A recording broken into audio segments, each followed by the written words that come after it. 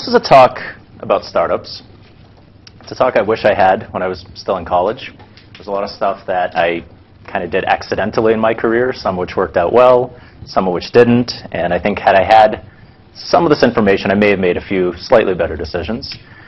Those of you that are already doing startups, you might get a sense of what's coming in your future. Those of you who are thinking about it, this is kind of a way to think about it. Should I do a startup? Should I work for a big company? Should I start a company or join a company?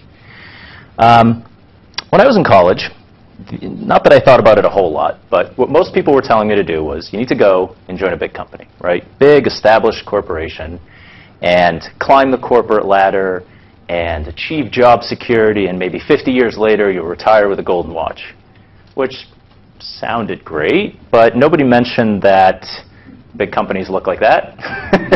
These endless cubicle farms. Nobody mentioned that big companies are sometimes run by that guy. And nobody mentioned that that job security thing isn't really true. Some of the biggest, most established companies in the industry, HP, Microsoft, IBM, just in the last few years have laid off thousands and thousands of people. That golden watch doesn't exist. That retirement thing, it's not really how it works anymore. These days, things seem to have shifted in the other direction, right? Everyone's talking about startups.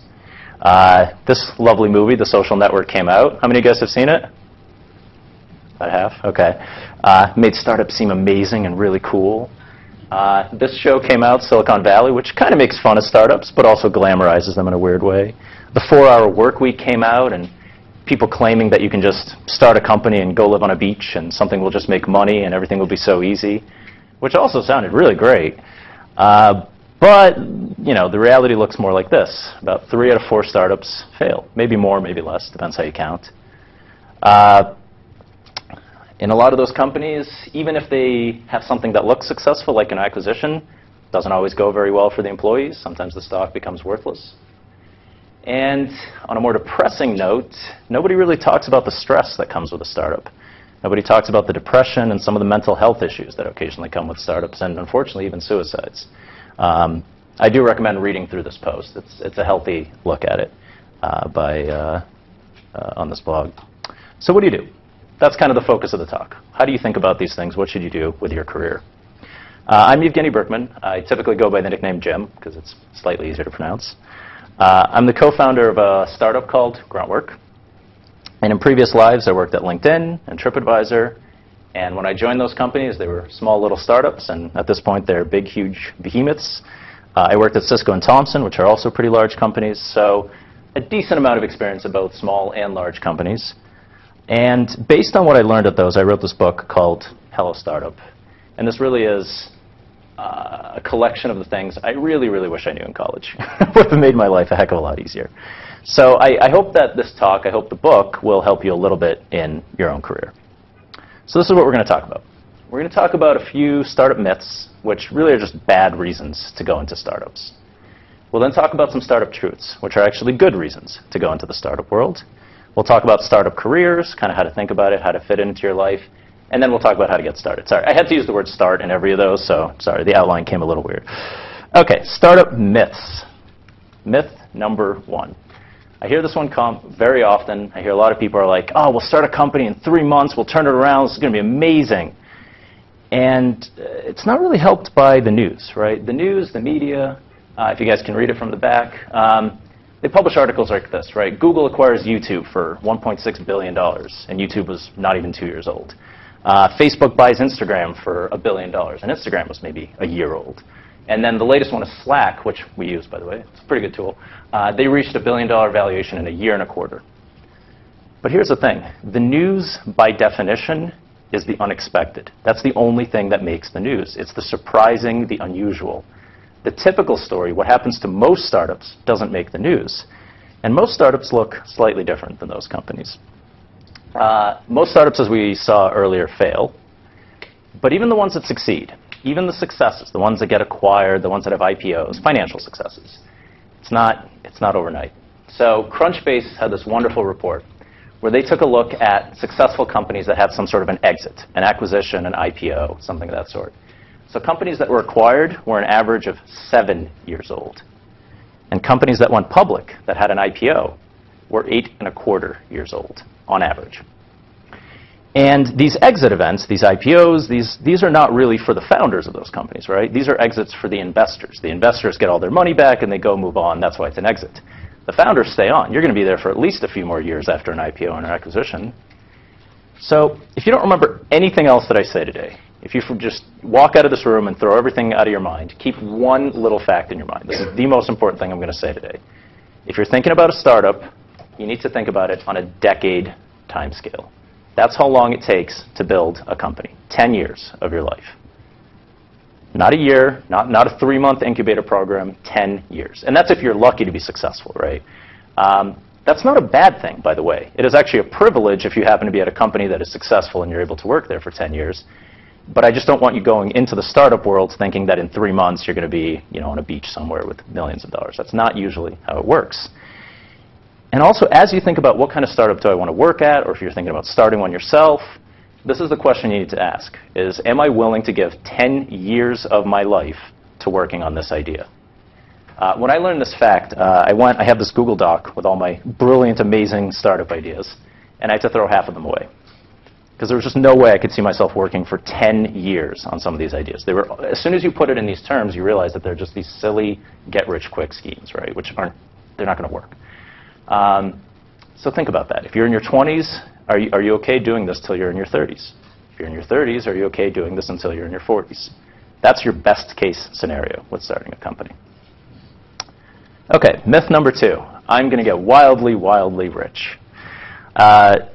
And again, the news loves to tell you all about that, right? You have Drew Houston on the cover of Forbes. You have Facebook paying $19 billion for WhatsApp. You have a whole web page dedicated just to tracking startups worth $1 billion or more. So it makes it seem like everything about startups is just a quick way, an easy way to get rich. It's not really how it works. The reality looks a little bit different. So first of all, most startups pay far lower salaries. Many founders don't take any salary at all. Many startups, when they hire, pay far less than the market rate because they don't have cash.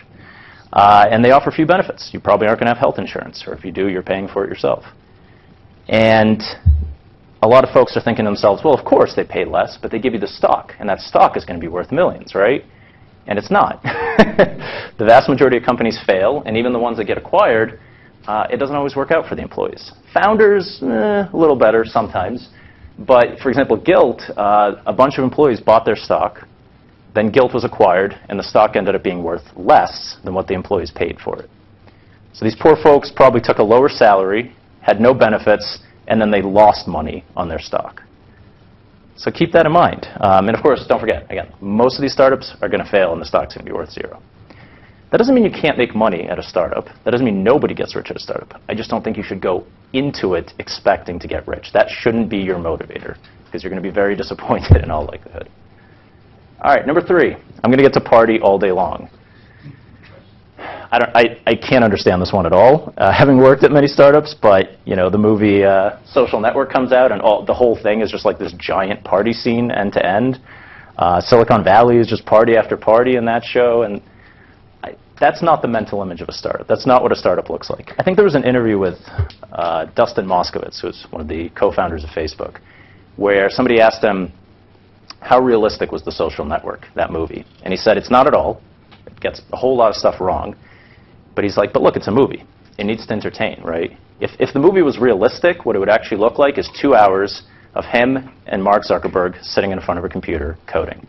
That would be the realistic version of that movie. That's really what a startup looks like. This is the image you should have of startup life. It's you sitting in front of a computer for many, many, many hours a day coding away. That's mostly what it looks like. Not parties, not insane things, but that. Doesn't mean you can't have a party, but again, don't go into it thinking that it's just one long party. Okay. Anybody in here a programmer, software engineer, developer? Few people? Okay. There's a few programmers, when they see that previous image, who are like, that looks amazing. I get to write code all day. That's the best thing ever. I love it. And the reality is, again, slightly different. You will get to write code, right? But a startup is more than just code. You will work on code a lot of the time. That's great if you're a programmer. But you're also going to have a few other things you're going to have to learn, especially if you're one of the co-founders, like all of that stuff. So You're going to have to learn how to do operating agreements. You're going to have to learn about term sheets and P&L sheets and NDAs and recurring revenue and HR, and you're going to have to rent office space, and you're going to have to go and buy toilet paper for your office space. You're not writing code all day. You're at Costco buying toilet paper. That's what startup life includes. I don't think that's a bad thing, by the way, and I'll come back to this a little later, but just be aware that there's a lot of stuff you do in a startup that isn't just coding. If you want to write code all day, you're actually better off at a larger company, because there people can specialize and the programmers really can write code all day, or whatever your profession is, do that all day. At a startup, you're going to wear a lot of hats. You're going to do a lot of different things. All right, final myth is that all you need is one really great idea. And again, I blame the media. They love to tell these stories of these incredible entrepreneurs who have these amazing ideas, who plan everything out in advance.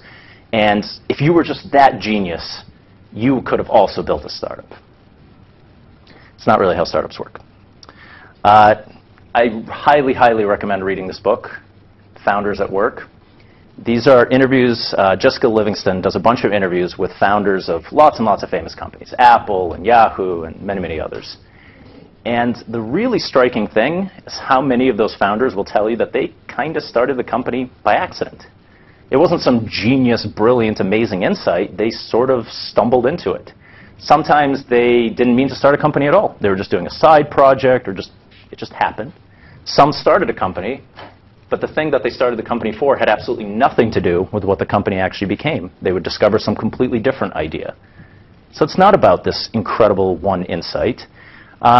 And that doesn't mean ideas aren't important, right? There is the opposite idea that people say, oh, ideas don't matter at all. Ideas do matter, but not in that limited way. A startup isn't one brilliant idea. It's actually about navigating an idea maze, right? One idea doesn't get you anywhere. You're going to need lots and lots and lots of ideas. If you write code, by the way, you know this. If you sit and write code, you are making about 1,000 decisions every hour, right? Do I do this? What does the user see? How does the data get stored? What does this look like? What can you do? What can you not do? You need ideas. You need creative solutions to all of these problems, and one idea is not a startup, right? The idea of I have a photo sharing app is not a startup. That's not what Instagram is, right? There were many, many, many, many ideas that made Instagram successful. And when you're navigating this idea maze, many of these paths are going to lead to failure, and a small few paths through this crazy maze will be successful. And even that is not enough. So even 1,000 really good ideas, that perfect path through the maze, is still not enough to build a good startup. You also have to do a lot of that, right? You have to sit there, you have to put in the work, you have to execute, you actually have to build those ideas correctly. Okay, so those are the myths. Those are bad reasons to join a startup, right? You can have parties at a startup, don't get me wrong. I'm not saying you can't do it, and you can make money at a startup. It's just not a good reason to join or start a company. That's not a good motivator. That's not going to lead you to success. So what are the good reasons? Why should you join or start a company? Because there are good reasons. People do it all the time, so why? There's a really interesting TED Talk by Dan Pink. He also has a book on the same topic. It's called The Puzzle of Motivation. And he looks at how you motivate people to do creative work, right? So there's manual labor, and if you want somebody to dig a trench, carrots, sticks, offer them money, they'll dig a trench. But if you want them to do creative work, marketing, sales, legal, programming, any of these tasks that you're doing to build most modern startups, money is a really bad motivator, terrible motivator. In fact, almost any of these extrinsic kind of motivators don't really work. So they did a study on this. Actually, they've done many, many studies on this, so this is actually a pretty robust finding.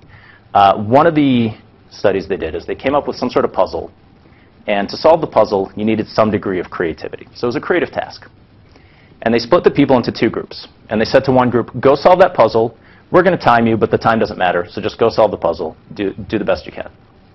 They gave the same puzzle to the second group, but they said, we're going to time you, and the person who solves it fastest is going to get $100 or some cash prize. So which group performed better? Who solved the puzzle faster? The people who we offered $100 to, or the people who we just said, go do it?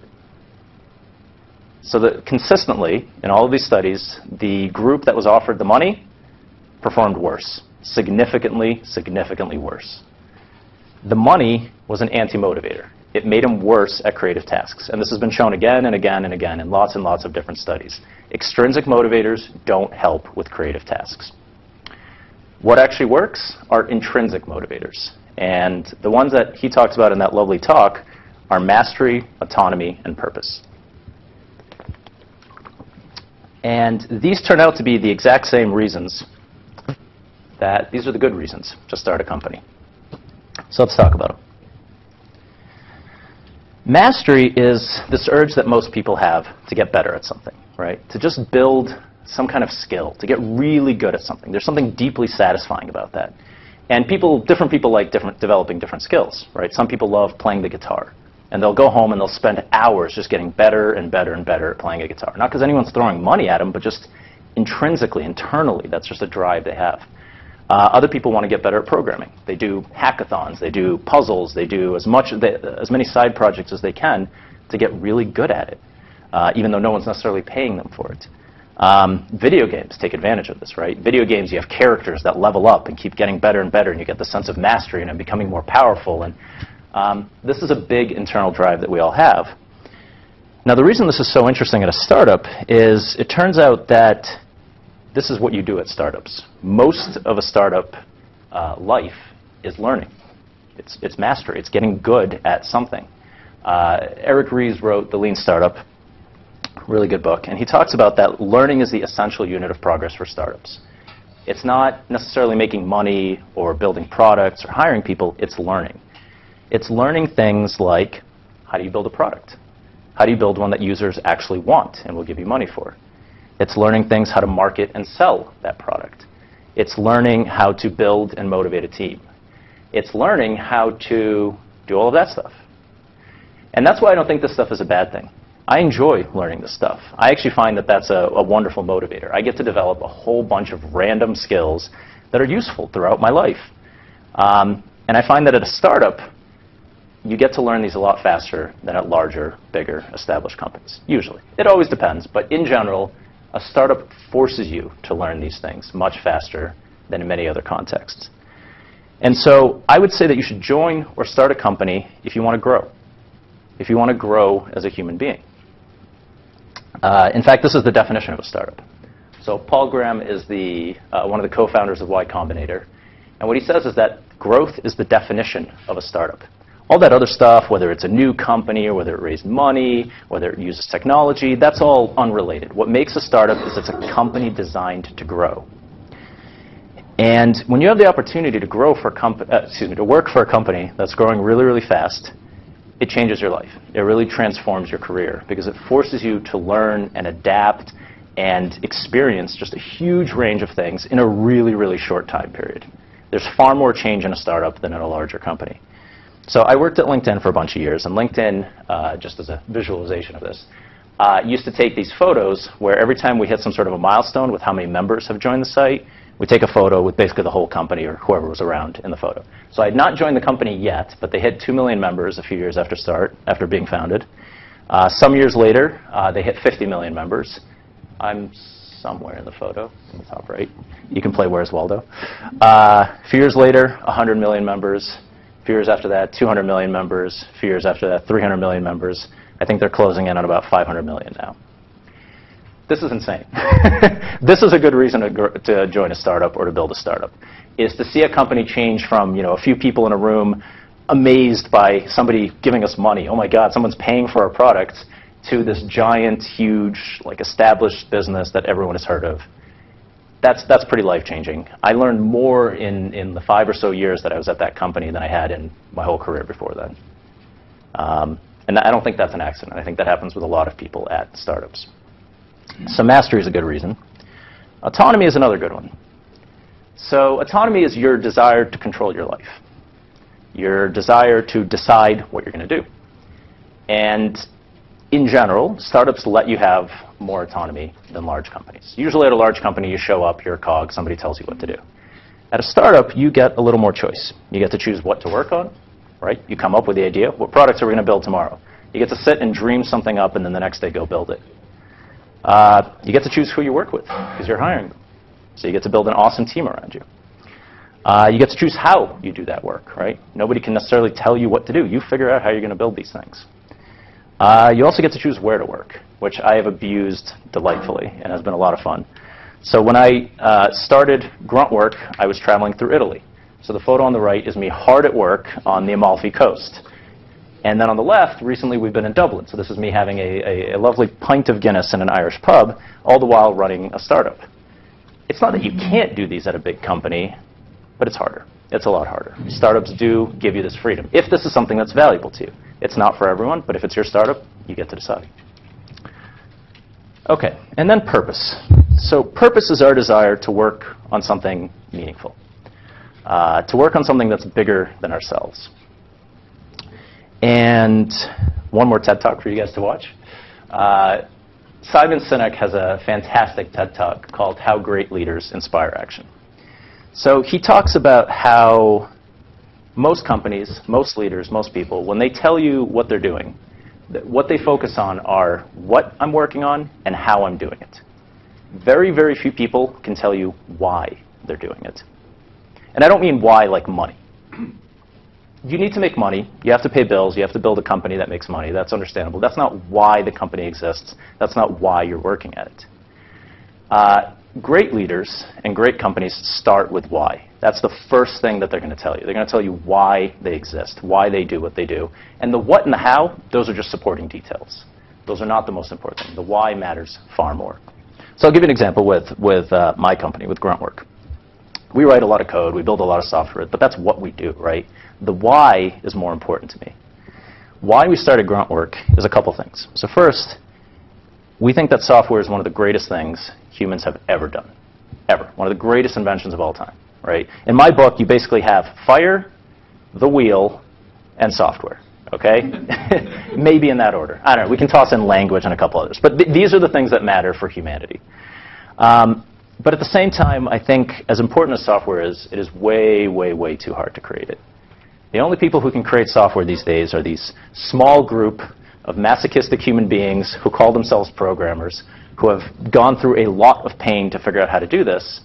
And that's ridiculous. Software is too important to only have such a small group of people working on it. Someday, I think software needs to get to the point where people use it in the same way that we use writing or math. We're not all professional writers. We're not all professional mathematicians. But we can use it, right, on a day-to-day basis to accomplish useful tasks. I think programming needs to get to that state. We should all be able to use software, to create software, to do useful tasks, even if we're not all professional programmers. So that's why I do what I do, right? Because I think if we can make software that accessible, we're going to change humanity completely. It's going to completely change how everything works in our entire world. That's why I get up in the morning. Not to write a little bit of code, not to go build infrastructure, not any of this stuff. It's because I think we can profoundly change how software affects people. That's why you start with why, right? That's way more exciting than if I told you guys all about DevOps and AWS and all these other things that we actually spend our time on. Those are the whats. Those are just supporting details for why. So, in fact, the what we're doing, we're still kind of searching, right? We're a startup. We're trying to figure it out. We're trying to figure out what makes for a business. We're trying to figure out what products people are willing to pay for. So we're searching. And that's actually the definition of a startup as well, from another really smart man, Steve Blank, who basically says that when you have an established company, a big business, most of the things like the business model, the problems, the customers, all of these are known. Whereas in a startup, you operate in search mode. That's mostly what you're doing. You are trying to find a sustainable, repeatable business model. You're searching. And search mode's more fun. At least it is for me. I find it way more fun to search for these things than to live in a world where everything is already known. I find it really hard at a big company to be passionate about increasing the profit margin by 0.3%. Just doesn't excite me. It's hard not to feel passionate about a startup where you're trying to survive, where you probably don't have any profits and your bank account's running out and either you figure it out or you die. You will get into that. You will care. Every day you will care.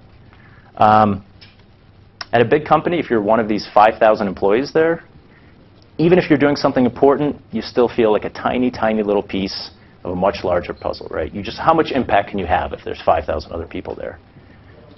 When there's 5 people at a company, every single thing you do matters. You are much more connected to the why of the company, to that purpose.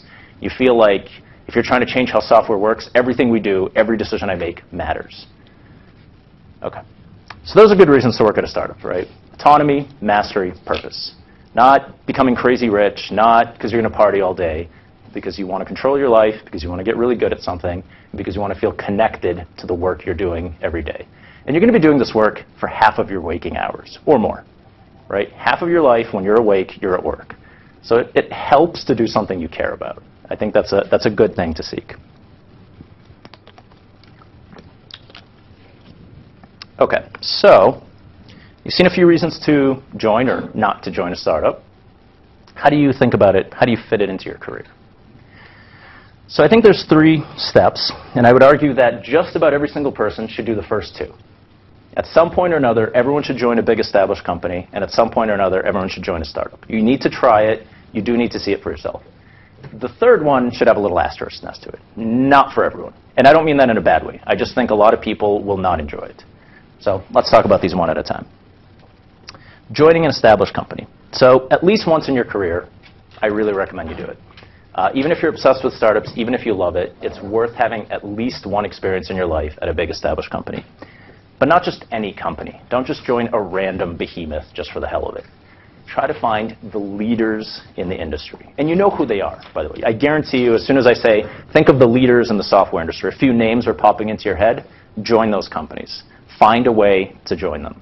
Make that your priority. Won't work for everyone, but at least make the effort. And here's the reason. And by companies like that, I mean like the Googles of the world, the Facebooks of the world, right? These companies, these are the ones you want to join if you're going to join a big company. Why? Well, if you have Google or equivalent on your resume, it's going to stay with you for the rest of your career. Every employer in the future, every coworker in the future, every potential co-founder in the future, every potential investor in the future, everyone you talk to in the future, when they see a Google or similar on your resume, will be affected by it. They will think more highly of you. You can't not. It's just, it's like the opposite of a scarlet letter, right? It's a very good thing to have there. It will help you. It will open a lot of doors. And I think people forget that, so they just join random company X. But this matters. People that joined these elite companies, even for a year, have a huge leg up on everyone else for the rest of their life. Another good reason, though, is you get to work with some amazing people. Big companies, the leaders in their industry, smart people go there, really good people go there, and it's incredibly valuable to get a chance to work with them, and with large numbers of them, right? You join a startup, there's 3 other people. Some of them will be good, some not. You join a big company, there's going to be thousands of people, and you're going to meet hundreds of really incredible people. These are the folks that are going to be your coworkers in the future. These are the folks that become your co-founders in the future. These are the folks that become your investors in the future. These folks matter, and the more amazing people that you meet, the better your career is going to go. And again, that's a really good way to meet a lot of amazing people is at an amazing company. Another good one, it doesn't hurt to make a good salary. Usually the leaders in the industry pay a really nice salary, and paying off your loans, having a little bit of a cushion under you so you can go and do crazy things and travel and start companies and all of that is a good thing. So that's nice. You will also learn how a successful company operates. So if you do want to go into the startup world and you do want to build your own company, don't make it up from scratch. Go look how these folks do it. There's a lot of things they already know how to do. There's a lot of problems they've already solved. You could just copy their solutions. The opposite is also true, though. You will also learn how not to do things. You will come across plenty of things at big companies that they don't do very well, and hopefully you'll avoid those in the future as well. Okay, so you've worked at a large company at some point in your career. I think you should also join a small startup. And now is a pretty good time. Now is a really good time for startups. There's this nice article in The Economist which describes it, I think, perfectly, which is right now we're having what is best described as a Cambrian moment. So the Cambrian Explosion was about 500 million years ago. Life on Earth just exploded, just spread incredibly quickly. And the same thing's happening with startups. And no matter what numbers you look at, they're becoming crazier and crazier and crazier. So as an example, hopefully you guys can read that in the back. This is how many months it took companies started at different years to reach 1 million users. AOL, founded in 91, took over 60 months to reach their first 1 million users. Facebook in 2004 took maybe 12, give or take. Draw Something in 2012 took 1 month. I'm waiting for the company that's going to hit 1 million users in 1 day. Maybe it's already happened. I'm not sure. Look at some other numbers. How about revenue? For software as a service, SaaS companies, how long does it take the average one to reach $50 million in revenue? In 1998, it took somewhere around 10 months. 2014, it takes around 5. So the amount of time has dropped in half. Look at other revenue numbers. How long does it take to reach $1 billion in revenue? Companies started around 2000 took about 8.5 years. Companies started in 2009 took 2.9. That's 3 times faster. And then this is, I think, this one was very eye-opening for me. So the average tenure for a firm on the S&P 500, which tracks basically the biggest companies. 1958, 61 years old. 2012, that's down to 18 years. That's a pretty dramatic shift, right? What you actually find is about every 2 weeks, a company gets churned out of the S&P 500 now. And in about 10 years, if things keep going at the rate they are, and by the way, that rate is accelerating, 75% of the companies in the S&P 500 will be gone. And what's going to replace them? Some company that's founded today. That's what's going to replace them. So why? Why is it such a good time? Why are startups dominating now? Why is it not just the big players? Why is it so easy and fast? I wouldn't say it's easy, but easier than it ever was before to build a startup. There's a bunch of reasons. Here's just a few of them. One is open source. There are now more than 19 million repositories of code on GitHub. That is 19 million things you do not have to write yourself from scratch. There are tons of services available to you that save you unbelievable amounts of time. So Amazon Web Services, AWS, means you don't have to build your own data center. Twilio means you don't have to build your own call center. Stripe means you don't have to build your own credit card processing center, right? We're talking months, years of work, and millions of dollars. Now you just go swipe your credit card and you pay them a few bucks and you have access to it. Distribution. Mobile is actually the biggest one. You guys should look this up. This is true. You can find the stats on this. Mobile is the most ubiquitous technology in the history of humanity. More people have access to mobile phones than electricity, running water, or toothbrushes. More people in this world have mobile phones than toothbrushes. Look it up. So it's the most ubiquitous technology, and it's actually going to only become more ubiquitous. In the next 5 to 10 years, every single human being on the planet will have a mobile phone. That's incredible distribution. That means your startup, your company, can reach more people faster than ever before in the history of humankind. And on top of that, you also have access to email and social media and YouTube and all these other channels to reach people. You also have access to a lot more information. You have books, you have classes, you have this place, you have talks like this, right? You can learn how to do this instead of making it up yourself.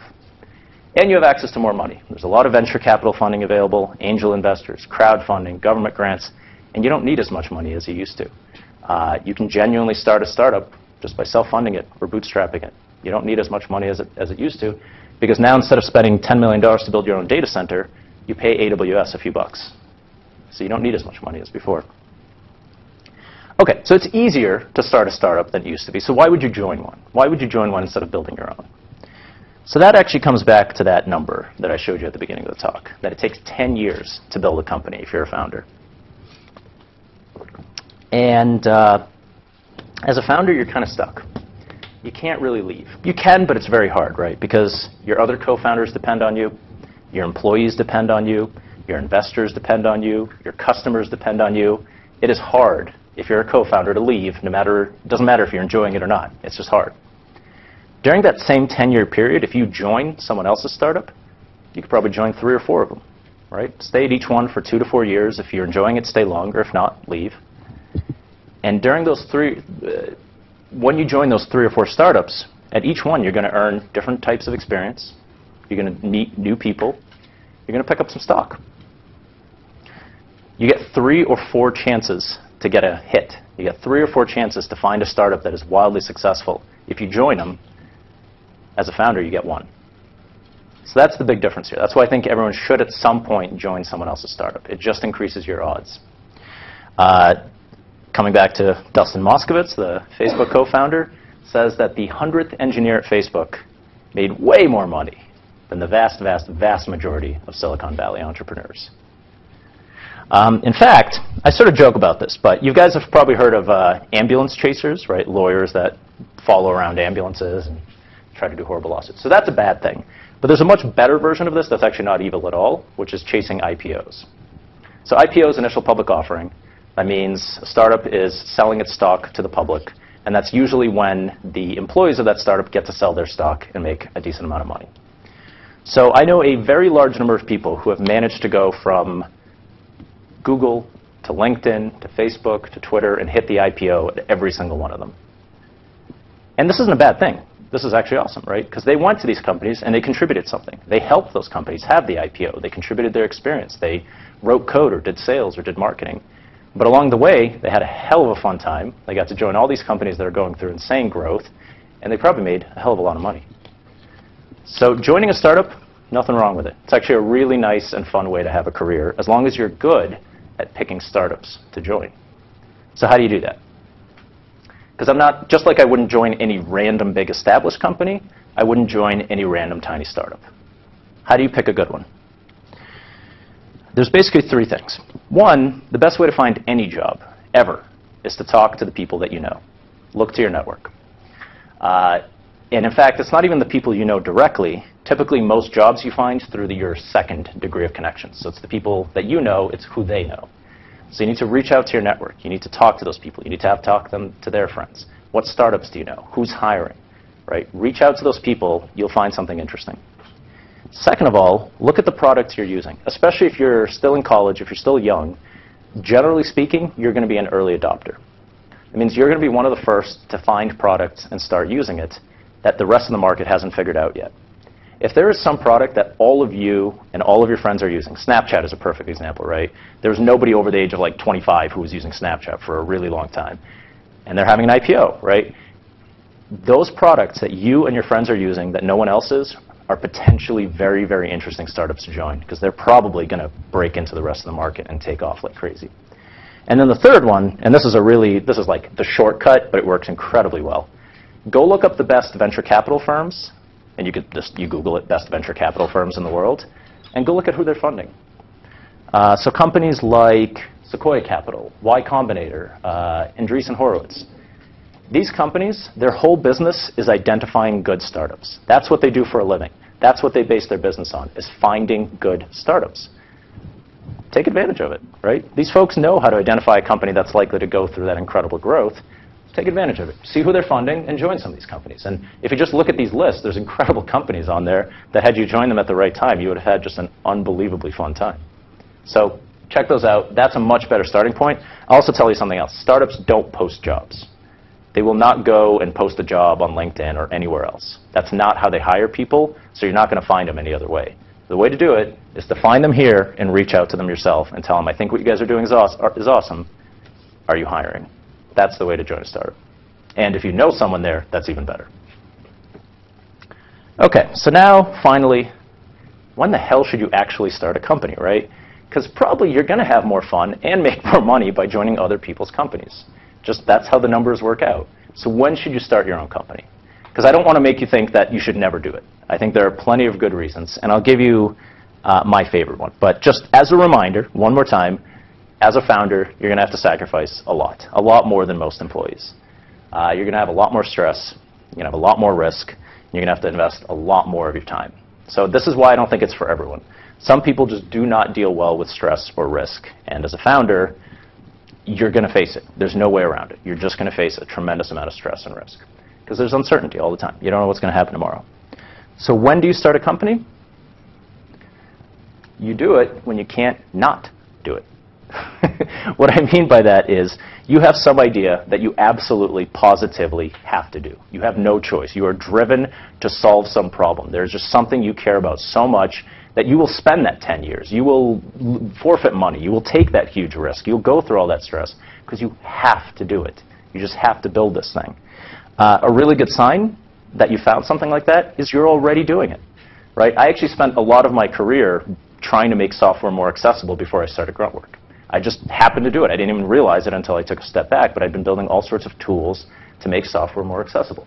If you have something like that in your life, that either at school or at other jobs that you've been working on for years and you just love it, that's actually a really good candidate for building a company around it. It's some dream, right? That's what we're talking about. There's some dream that you have. And that dream isn't, I want to create a startup. That dream is, I want to solve a problem. When you find a problem that you want to solve, that's when you can consider building a startup. But bear in mind, the startup is just one way to accomplish your dream. Okay? I don't want to make it seem like it's the only way to do it, because there are many, many, many other ways, depending on what your dream is, to accomplish it. Maybe the best way to do it is to do a side project. Maybe the best way is to run for office and change the laws in the country. Maybe that's a better way to accomplish your dream. Maybe you should do volunteering or start a nonprofit or do research at a university. There's a lot of ways to accomplish your dream, and so pay attention to that. The startup isn't the only way. Building a company carries a lot of other baggage and isn't always the best way to do this. Sometimes it is, but really a startup is a means to an end. I think that's the right way to look at a startup. It's one way to solve some very important problem that you're passionate about. All right, final thing, how do you start? How do you get into this crazy world? How do you build a good career? That's really the question. So one of the most useful insights that I found is really nicely captured in the book So Good They Can't Ignore You. Is before you can expect a good job, you need to be really good at something. Sounds obvious, but I don't think a lot of people think about it this way, right? The same thing, by the way, with thinking if you want to know how to come up with good startup ideas, same idea. The best way to come up with startup ideas is not to try to think of startup ideas. It's to become a person who has good startup ideas.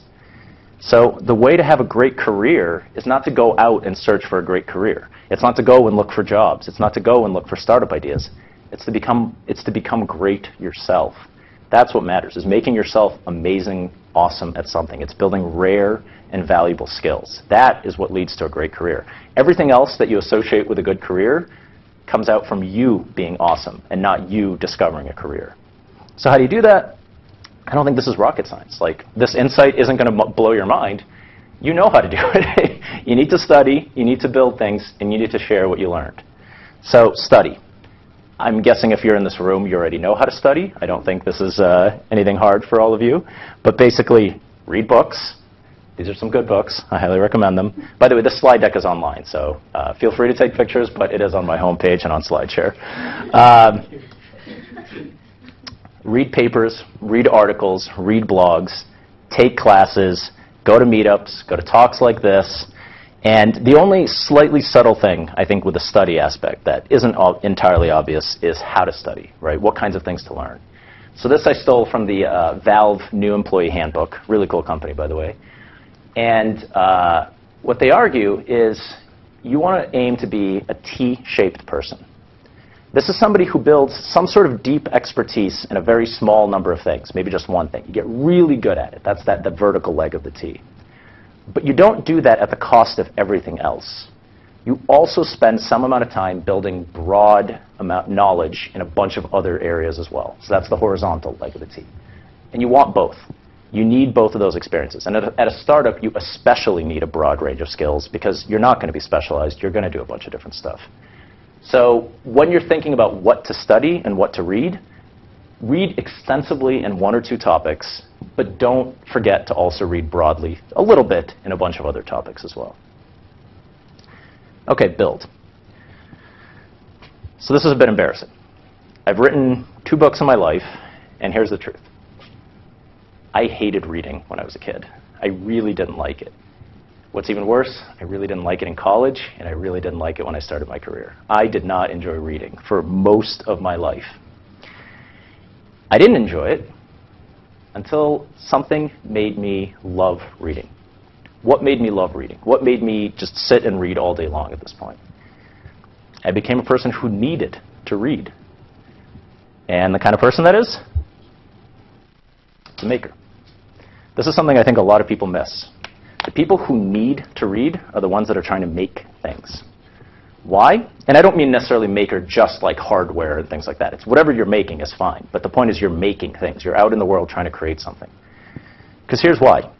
I know that when I went out into the real world and I started building software and I started building products and I started building teams, I had this wonderful realization, which was incredibly awkward, which is I have absolutely no idea what I'm doing. No clue what I was doing. And this may seem obvious now, but you know what? All of that knowledge that I needed, or at least a lot of it, was in books. That's what made me read, as I realized, oh my God, if I don't learn how to do this, I'm going to get fired. And so then I go and I bust out the books and I start reading. And what happened is the more things I built, the more I realized I needed to know new things, the more I ended up reading and studying and going to classes and lectures and all of that. The more I built, the more I read, not the other way around. This was what drove my reading. At this point, I love reading, right? I built a passion for it, I built a habit, now I do it all the time. But for most of my life, I never did it, because most of my life, like in high school, what the hell was I doing? I was like playing video games and playing sports. You don't need to read a lot of books to do that, right? But once you start building things, trying to create something in the real world, that's when you'll really start to learn. So my advice is, on top of the reading, go make things. Go build things. Regularly, every day, every month, whatever you can do, try to build something. You can do it at work. You can do it as a side project. You can do it as a learning project. You can do open source code if you're a programmer, participate in hackathons, build prototypes, inventions, create art, create music, build teams, build communities. Go build something, and you will get better, and your career will get better. I guarantee it. It's hard to see that connection, but it will happen, without any doubt. And then the final one, share. So on top of learning all of that stuff, you need to make the time to share the things that you've learned with other people. And by that I mean you need to write. So write blog posts, write articles, write books. You need to speak, give talks, talk at conferences. And if you're a programmer, release your code as open source. Share it with other people. Why? Why do this? Why take time out of your day to write a bunch of stuff? And you're not even sure if anyone's actually going to read it. Well, here's the reasons. First, it's actually going to make your work better. And by doing that, it'll make you better. So when is your home cleanest? When do you always clean your house or your apartment? When guests are coming, right? When you know someone else is looking at your work, you do a better job. You really do. So if you're going to go write a blog post, if you're going to go and give a talk about something, you're going to do a better job at it. It's just going to make that work better. It's going to make you better. Second of all, branding. So when I earlier in the talk said, think of the best companies in the industry, right? Or I could ask you a different question. Think of the best programmer in the world. Think of the best designer in the world. Think of the best lawyer in the world. Whatever it is you're into. A few names are going to pop into your head. Now those names pop into your head in part because those people or those companies are really good at what they do. But also it's because they've told you that they're the best in the world over and over and over again. And I don't mean they stood there in front of you and waved their hands and said, I'm amazing. What I mean is they have published their work. I bet you for any person that you think is awesome, you've probably read their book, or you've seen their talk, or if you're a programmer, you've used their code, right? For any company you think is amazing, you've used their product, you've read their blog posts, you've seen their commercials. They have been in your face all the time.